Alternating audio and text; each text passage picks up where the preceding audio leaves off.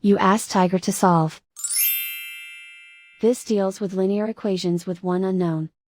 The final result is x equals 4. Let's solve it step by step. Group all constants on the right side of the equation.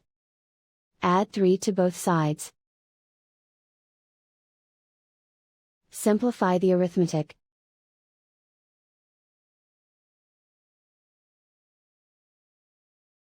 Isolate the x. Divide both sides by -2. Cancel out the negatives. Simplify the fraction. Cancel out the negatives. Find the greatest common factor of the numerator and denominator. Factor out and cancel the greatest common factor. And so the final result is x equals 4.